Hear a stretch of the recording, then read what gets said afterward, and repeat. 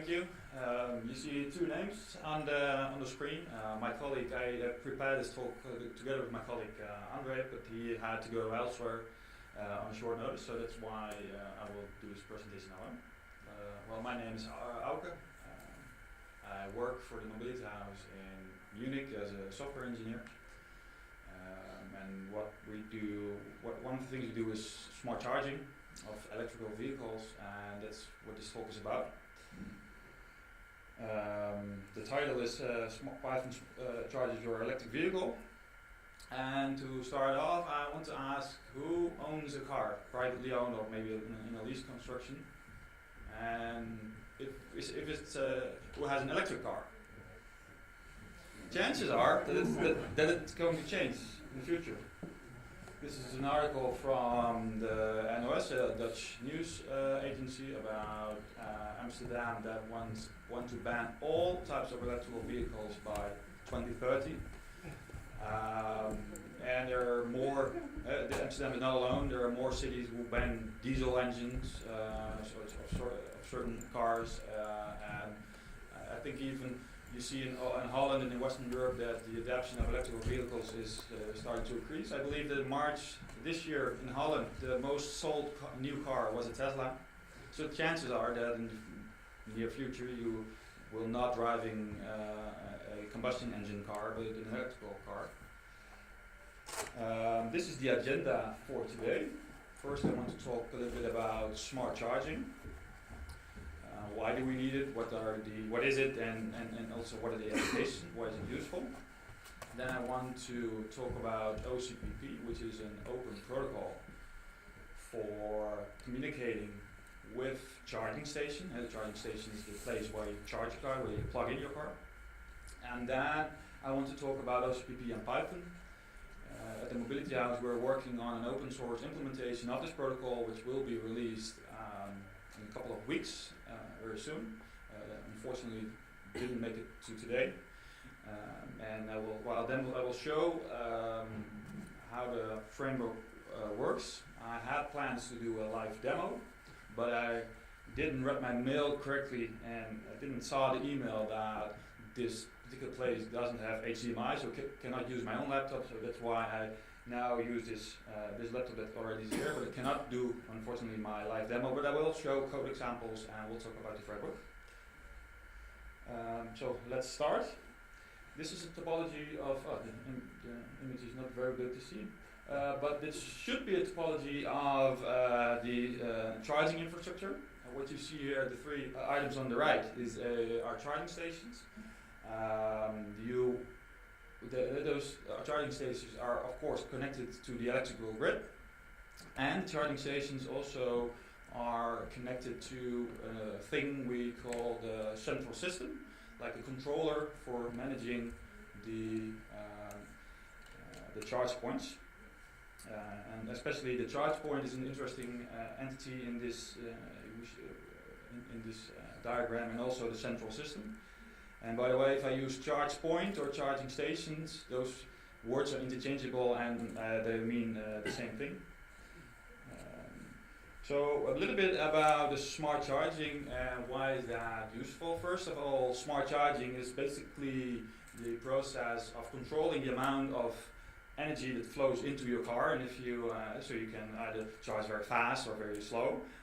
One of the applications is, for example, if you have an electrical vehicle and charger at your home, that you maybe only want to charge when energy is cheap. Especially if you have your own solar panels, it might be very useful to charge your car during the day if it's there, and maybe postpone charging if energy is expensive. If you look on a little bit bigger scale, for example, here in Groningen there are electrical buses driving through the city, also those need to be charged. And what happens, for example, if all those buses between 6 and 10 at night will come to the depot and start charging without managing smart charging, there are two things likely to happen. Either the fuse will blow, because it's similar to your home. If you start activating your electrical appliances all at the same time, your washing machine, your dishwasher, your frying pan, then well, your fuse might blow. This is similar basically for industries, only the fuse is a little bit bigger. So that's why you want to do smart charging for those types of cars. And another thing is that for company or for you as a person, you pay at the end of the year, you pay your kilowatt hours to your energy supplier. For companies, that's a little bit different. They also pay a lot of money for the peaks in their usage. That's what you see here. In the high gray peak would be a situation without load management, without smart charging. And what you basically want to do is spread the energy you need over a longer period of time to avoid those peaks. And a third use case for smart charging is, this is very new. This is also an article from I think 3 weeks ago, and our king opens a vehicle to grid location. The idea here is that electrical cars have a lot of potential energy, and also they are 90% or maybe even more, 90% of the time they are standing still, doing nothing. And it would be very useful if we maybe can use that energy at that point, at some point in time, because the amount of energy available in the grid that fluctuates constantly, because well, solar power, we cannot schedule the sun or the wind. So the idea with this types of cars is that you can discharge your car in moments where there is an energy needed. The idea is to stabilize the grid, and it's also even interesting for you as a car owner, because you basically can sell your battery and you can make money out of it. This is all very new, and so it's I think not possible as a private person to cooperate in such a construction, but it will come in the near future. A little bit now about the protocol, the Open Charge Point protocol. That is the protocol. That's a protocol that communicates, is used for communication between the central system, which you see at the top, and one or more charge points. It's an open source protocol. The specification is, there's a link, I put a link where you can download the specification. It's released under a Creative Commons license, and it was started development around 2009 by organization ELAB here in Holland, and it's now the industry standard basically for charging stations.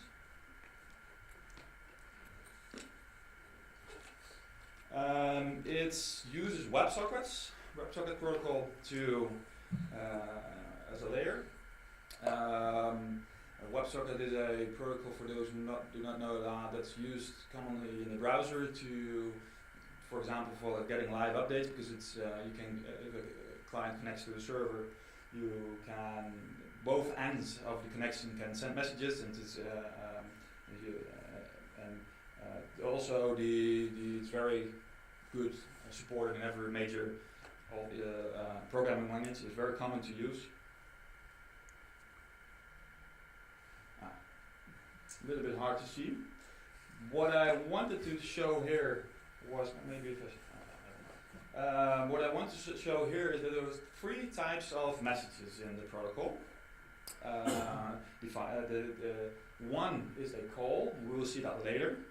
It's basically a request, and then the other end can answer with 2 types of messages: either a call result, which is basically a successful result, or a call error.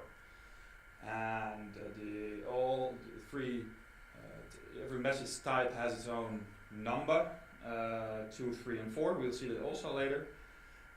I'm not sure where message type BDU1 is. Don't use it. I've searched for the message type 1, but it isn't there. Yeah, this is one. Yeah, this is good to see. Luckily, this is one example of a call. Above the image you see the structure. So it basically has 3 or 4 fields, depending. What the last field is optional. So it starts with a message type ID, and in the example in the image you see that's 2. So that is, in this case, the 2 denotes it's a call, not a type call. Then you have a unique ID. That's the second layer. You see the UID on the image. Then the action is also required for a call. That says something about the context of the message. In this case, it's a boot notification, and this specific type of message is sent by the charging station to the central system while it boots, and it's and there is an optional payload. And if there is a payload, it's always a key value, as you can see here. So in this case, it's a certain charge point produced by Alphen, that's a Dutch company. This is the call result. Similar structure. Basically, what's missing is the action field, and also it also has a payload which is optional. In this case, this is the response to, in this particular case, a boot notification. And in the response, you see that some time synchronization with the charging station, and also the charging station is accepted, and so the charging station can continue in its process of connecting and sending messages to the central system. I won't show the call error, but there's a similar structure. We won't use the call error during this talk. Some actions of the Open Charge Point protocol. There are a lot more. Basically, what you can do is you can not only do smart charging, although we will focus on that today. You can also update firmware. You can set the offers. If you want to charge, you often need to authorize with an RFID, and so you can write RFID lists which are accepted to the. You can write them to the charging station. You can write charging profiles with times and stuff. In the demo I had planned to do, we would use the charging profile. Also the meter values request is an important one that contains metrics. If a charging session is ongoing, the meter values request contains metrics about how fast it's being charged and which phase is used for charging. Yes, now we go to some Python. Like I said, I can't do them, but I have pushed my code to GitHub. So we will look through code, and I will show you a little bit how the framework we're going to release in a couple of weeks, how you could use it to to either create your own charging station or your central system. Both ends are supported in the framework. This is, by the way, the URL where the framework will live in a couple of 2 weeks. As you can see, it's now empty, but this is where we're going to push. I now want to show you first a little bit of Python to create a very simple charge point. What you need to, in this case, you see a class charge point which subclasses from a charge point object that's in the product that's in our framework. For the live demo, because the framework is not ready yet, I need to fix a little bit to create some objects and functions to make it work. Although we don't have a live demo yet, but in the future you can just do from OCPP import charge point, and you can create your own charge point. And in this particular charge point, we see a couple of things. First, we see again the boot notification, which I showed earlier. This is how it is produced. So there are, for every message, for every action, there is a class in the framework which you can use to create a message payload. And then, as you can see, there is a way to send this message to the other end using the function cell.call. As you can see, it's the framework is async. It's Python 3.7 ready, because we use new feature of Python 3.7 data classes, which I will comment into a couple soon. And when you request do the request, you get a response back, and you can get the arguments or the payload. You can unpack it and do whatever you want. And if we now look at the code of the central system, it's very similar. This is the code for the central system. First, we create here in the bottom we create a WebSocket server, and basically say if someone connects, please create this object for every incoming connection and start listening for messages. How it works is that you can see here this decorator is used to route incoming messages. If you, for example, in this case, if you receive a boot notification, please execute this handler. Automatically, the arguments of the payload are unpacked and injected into the function, and there are also some optional argument of payloads can have optional keys, so those will end up in the quarks. And basically, the idea is that you only just return a call result object, which in the end will be sent back to the client. One thing to note here: the Open Charge Point protocol specifies some kind of flow control. So if you have sent a message to the other end, you cannot send the new message before you have a response on the first one, or it has timed out. Well, this is all in the framework.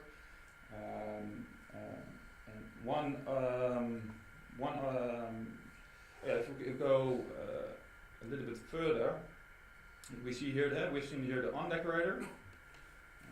You can also we have also an after decorator, which is used to, if you want to execute some actions after you have received a boot notification. For example, we use it, if a charger connects and it has booted up, then we have received a boot notification. We want to configure the device, so in action on that boot notification, we send a lot of change configuration requests to configure the device.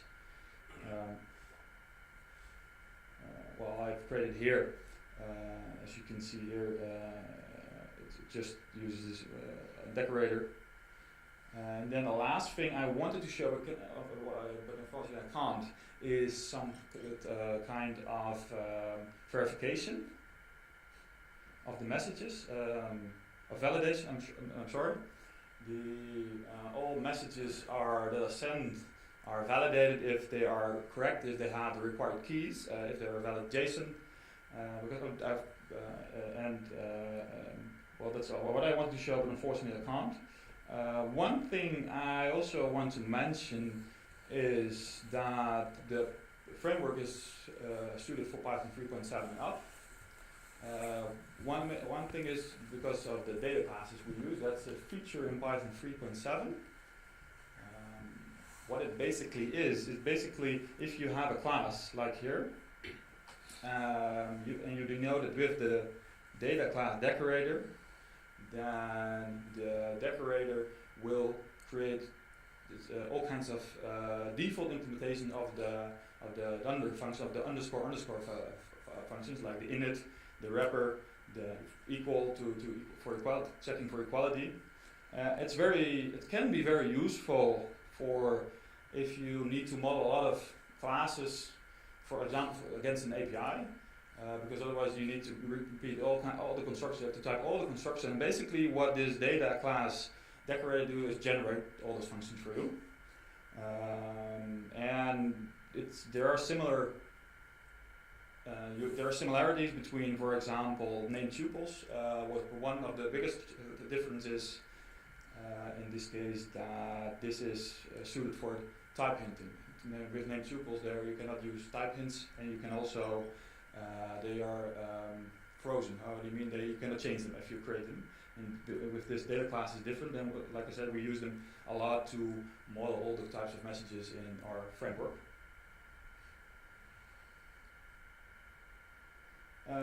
Then my plan was to show a little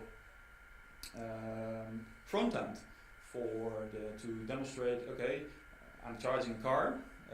I receive all kinds of meter values and metrics about the charging process, and well, can I now visualize them? So I created a small framework of a small integration with Quarks. I'm not sure if you guys know it. That's a Flask, basically a Flask framework, but similar to Flask web framework, only async IO. API is similar. What I did was created integrate basically the central system we saw earlier with that framework, and I was able to demonstrate to show all the metrics for the charging process, and also was being able to configure the amount of the current that is being charged.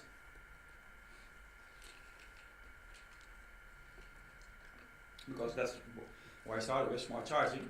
Unfortunately, I cannot show it, but I have a screenshot. I'm not sure how good it is. 5. Oh, no.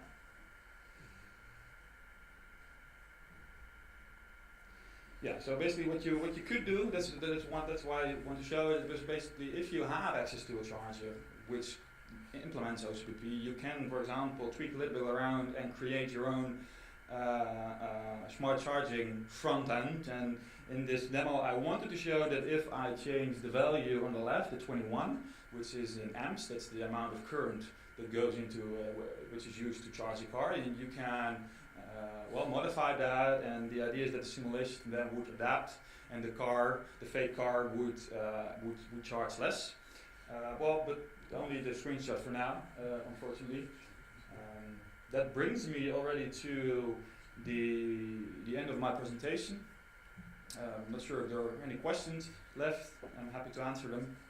Thank you.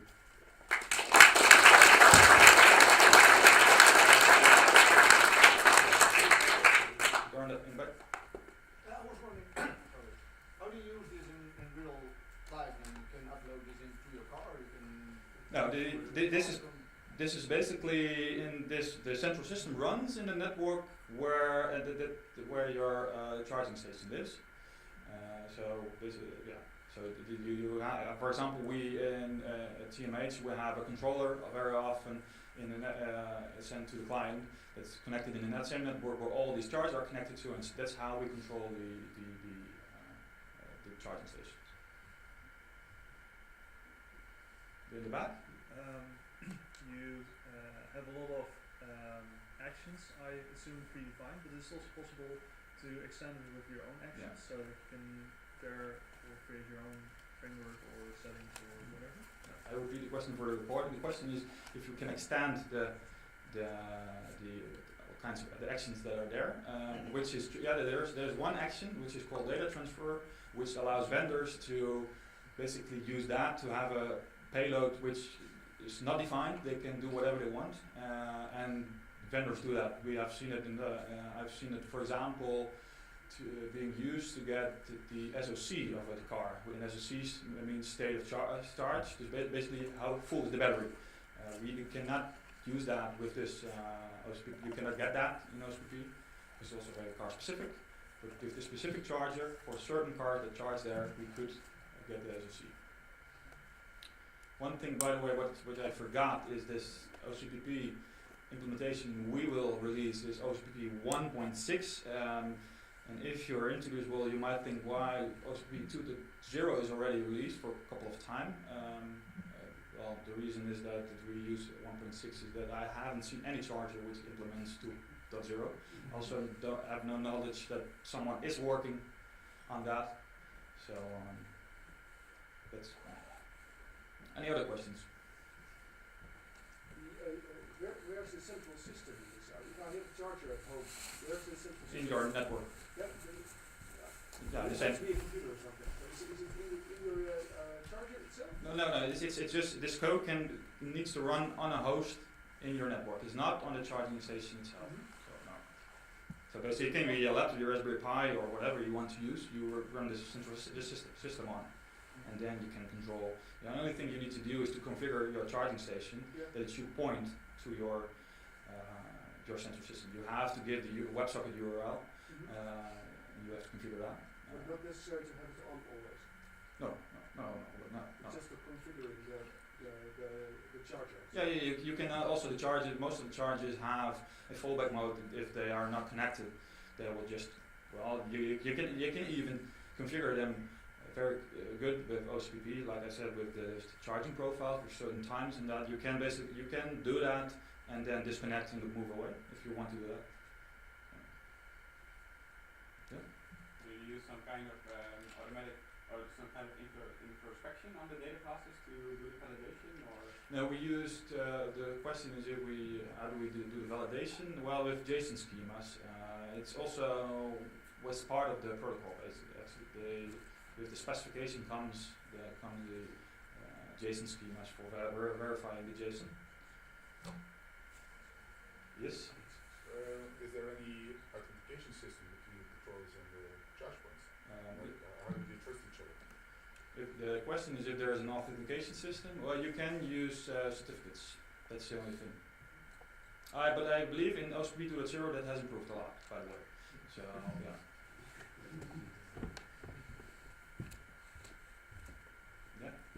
So is this mostly focused on the charger you might install in a home, or is it also focused on, for example, chargers you find next to the road?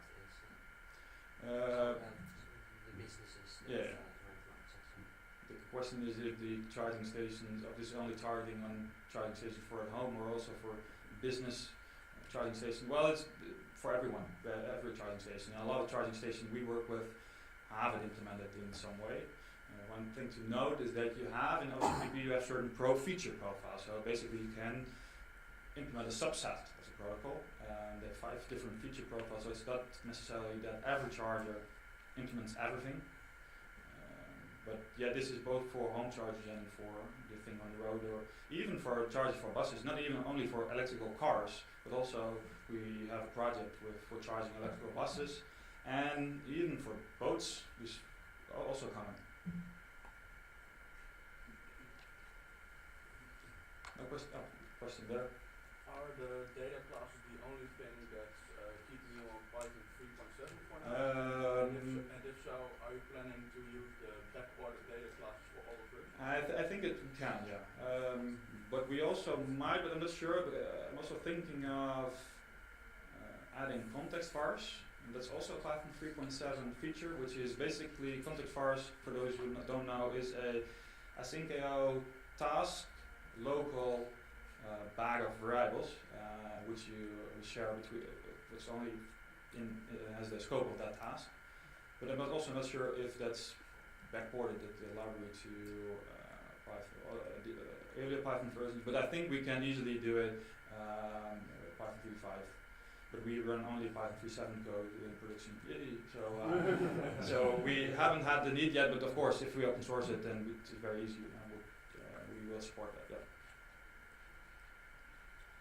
Yeah. Okay, so let's assume I have an electric car and I get a charging station in my home. Does it automatically support OCPP, or is that? Depends on the charger, but it's the industry standard, so it's likely. Yeah. One thing what might be annoying, I'm not sure. Sometimes vendors will don't allow you or easily allow you to change that kind of URL because they want to make money of you. So that's sometimes a bit annoying. I won't share it, but we reverse engineer some charge points so we can do it always. So you could probably do it as well as your own, on your own. But yeah. Yep. How much does a charging station cost? Depends totally, because you can even charge without a station and plug it into your home or wall outlet. You have those those don't support OCPP because they have no network connection. They're very dumb. Yeah, it depends totally between 5 and 2,500 euros. So it depends totally also how fast you can charge. how many outlets, depends solely. Do you have an electric car in a stationary house? No, I don't have an electric car. I don't even have a car. I live in Munich, so why do I need a car? I have very good public transport, but several colleagues of mine have an electrical car, and also we have some electrical cars available for the employers to book. So I've driven several electrical cars. They go empty pretty fast. Yeah, in the front. So say this central system doesn't want you to charge when there's a large peaks.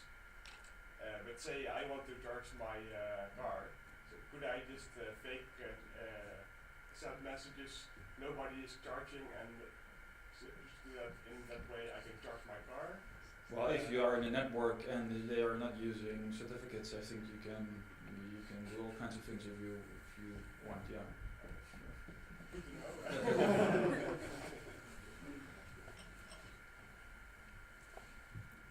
I don't think there are any questions left. Thank you.